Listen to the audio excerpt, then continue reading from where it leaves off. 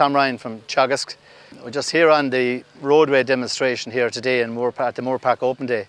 We're just showing the display we have here. We have four different roadways here, two main roadways or main farm roadways, and two options as well for cow tracks. This particular one here shows we have 3-inch down material, and I suppose all the roadways the two roads here we've dug down 6 inches down into the ground, and we've put in the 3-inch down material here, 4-inch down material there.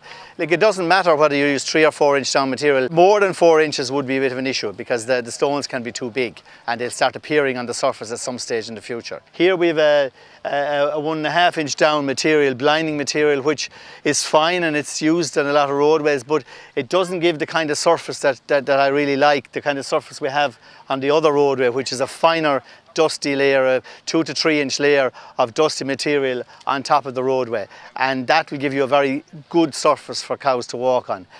Initially, when you're laying a roadway, the important thing is to have good weather. If the ground isn't dry, it's quite difficult to do a good roadway anyway, because you get a certain mixing between the soil and the stony layer. In wet conditions or in heavy ground, I would recommend that people use a geotextile, which is a polypropylene layer of material that actually separates the stone from the soil and keeps them separated, and it also gives a bit of strength to the roadway as well, to prevent ruts forming excessively over the years, do you know what I mean, subsequently.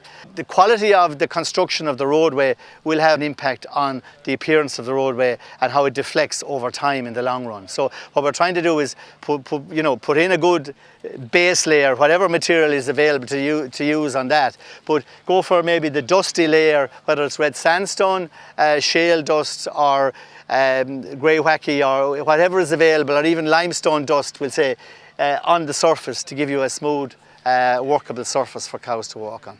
Here we have two examples of cow tracks, and I suppose cow tracks are just narrow roadways, cheaper version of the main roadway, where they come in handy as in, say, where you have very long paddocks, or some sections of the farm, we'll say, that is a bit remote from the main roadway, and it would be expensive to construct a full-size roadway to that section or whatever.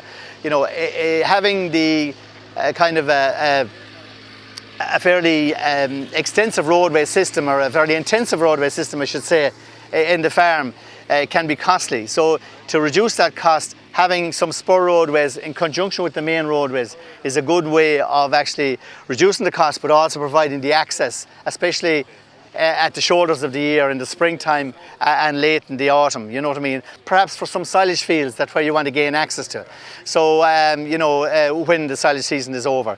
I suppose on this side here, we've actually taken out some topsoil as well on this one, but that wouldn't be too typical, but because there's no great weight on the roadway. I suppose the main thing is to have the spur roadway wide, 1.5 to 2.1 metres. It's good to have it a bit wide. Why? Because the cows can spread out on it, and if cows are bulling and that, they won't have to interfere with the fence. So, it's good. And the cost is relatively cheap, do you know what I mean, compared to a main roadway throughout the farmyard. This one here is actually on the surface of the soil, which is more typical, and some farmers even would dig out some soil and put the surface of the spur roadway flush with the surface, do you know what I mean? And then that way they could actually drive over with machinery and that if they needed to. But like you can see, it's the similar surface to the main roadway there, with the dusty layer on it, but there's no weight on it. It's shallow depth and it's narrow. As a result, the cost is much less. But they have a place, but they can't take the place of a main roadway system throughout the farm. But just to focus in on the costs, I suppose the cost of the roadway, very important, I think, to work out the costs of the roadway, or the likely costs of the roadway, before you actually undertake the job. The biggest proportion of the cost is the stone. So, like, for example, if you double the width of the roadway and if you double the depth of the actual material, you will almost quadruple the costs. So I think it's important to have a handle on what width, what depth, and all the rest of it. Perhaps it's a good idea to get someone in to do a contract job that would mean they supply the services of a digger as well. So that way you know the actual cost per metre run.